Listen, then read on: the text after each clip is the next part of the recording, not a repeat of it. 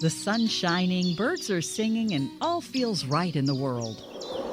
Until the season changes, and suddenly you lose your motivation to get out of bed. In fact, 1 in 5 people experience some form of depression, no matter the season or time of year. At the American Psychiatric Association Foundation, our vision is to build a mentally healthy nation for all, because we want you to live your best life and be your best you all year round. Please visit mentallyhealthynation.org to learn more.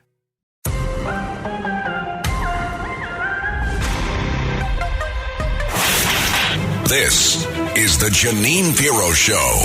Now, here's Judge Jeanine Pirro. Welcome back to the Judge Jeanine Tunnel to Towers Foundation Show.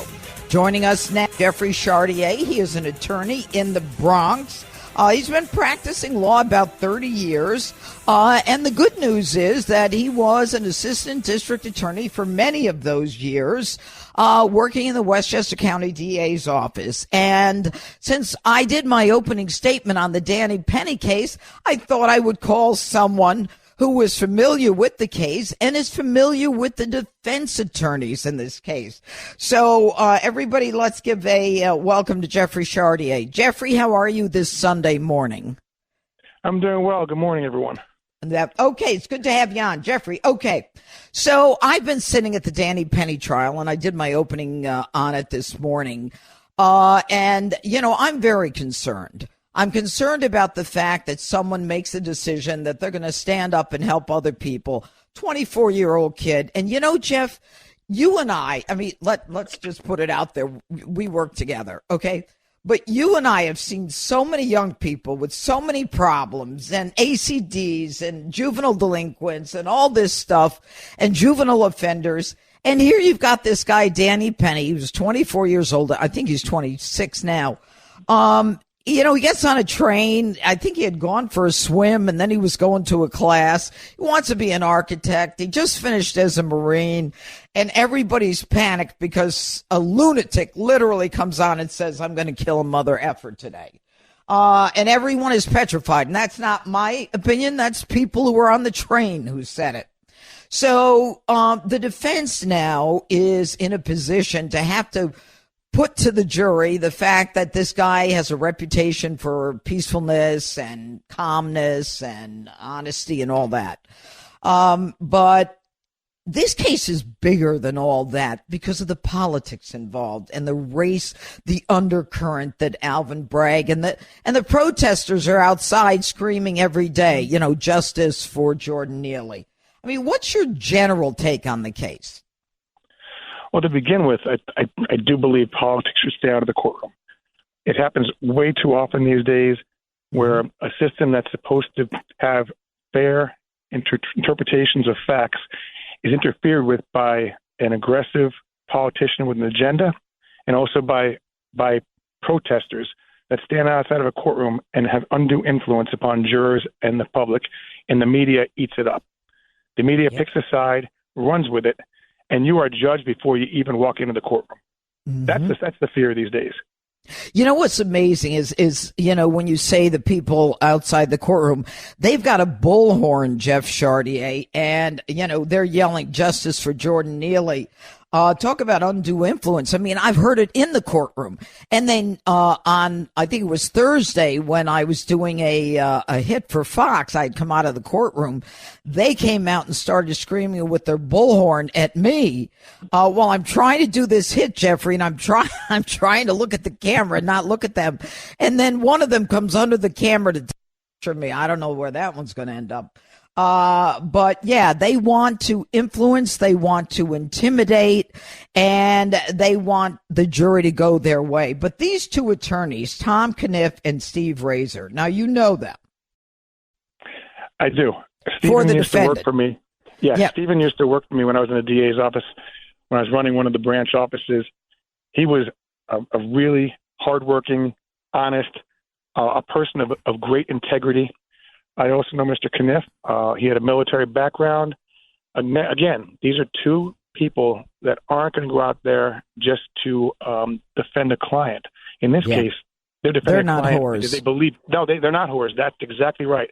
Mm-hmm. And while people might say that there was a big GoFundMe page and it funds the defense, well, you know what? Sometimes the field needs to be leveled. And they need the resources to defend this individual. I mean, he walks on a train just about to do his normal day and routine, not bothering anyone. When someone walks in, high, crazy, and says someone's going to die today. That's not what someone needs to happen when you're going to take a train to work. And there's young women on the train. There's a young girl who testified, and you saw her hand shaking while holding the phone. And she said she was petrified and scared and didn't even want to look at him. And he didn't go out of his way to beat him, punch him, knock him out. He held him to subdue him just to protect others. A good Samaritan should not suffer the consequences like this. Well, you know, it's interesting when you talk about the GoFundMe that they needed for this case, Jeff Chartier. The truth is that, you know, I'm sitting there at one point in the courtroom, and the medical examiner expert that the defense brought in, that Danny Penny's attorneys brought in, he was apparently secured at the beginning of the case. So he has been working on the case for about a year and a half. And then he talked about how many hours he put into the case and how much he makes an hour. And I added it up. I was sitting next to one of the stenos who was next to me, you know, taking down every word. And I said, this guy's already made like $90,000. And then you realize that these GoFundMe are for experts. They're for hotel rooms. They're for, people flying for food and housing and all that. And by the way, they didn't just hire an expert and say, we're going to pay you $90,000. He has been involved in every aspect of the case. So the time that he put in, like with the prosecution's medical examiner, and I got to tell you, the medical examiner for the prosecution didn't even wait for the toxicology, didn't wait for the histology, just came out and said there's the cause of death. And by the way, she was a fellow. She registered herself as like a level 2 medical examiner, and she said, oh, that was a typo in her resume. I mean, that infuriates me.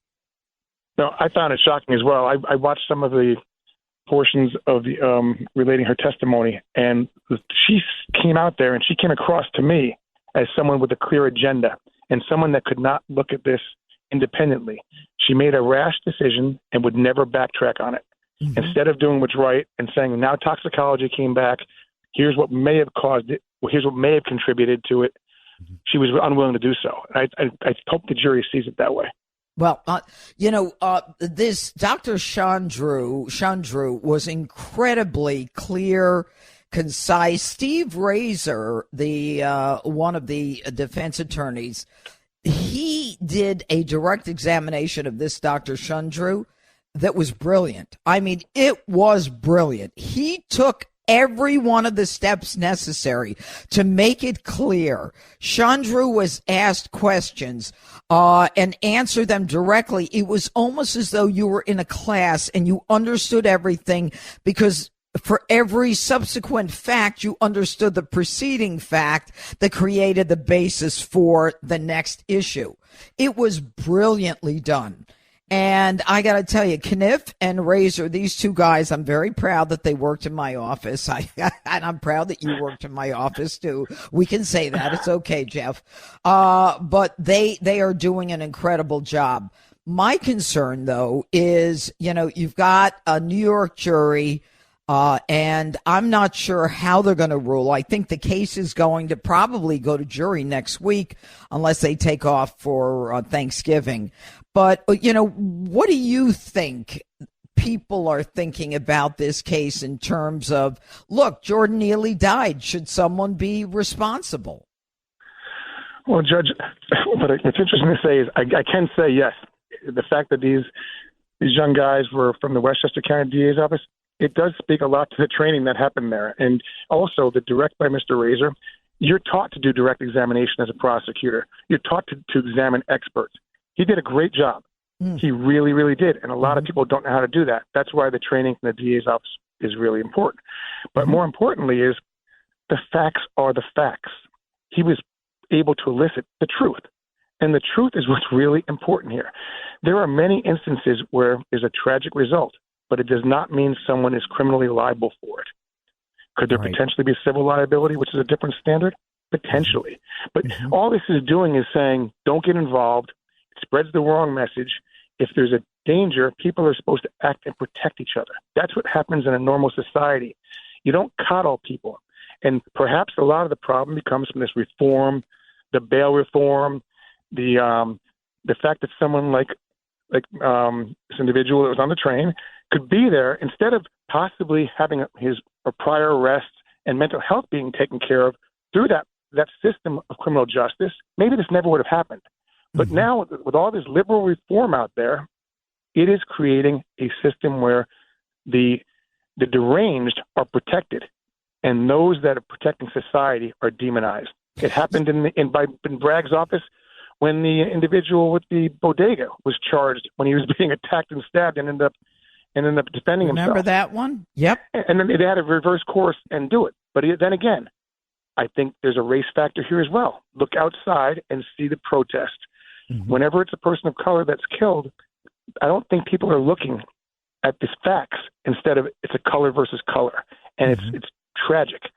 And there's circumstances all over the place about this.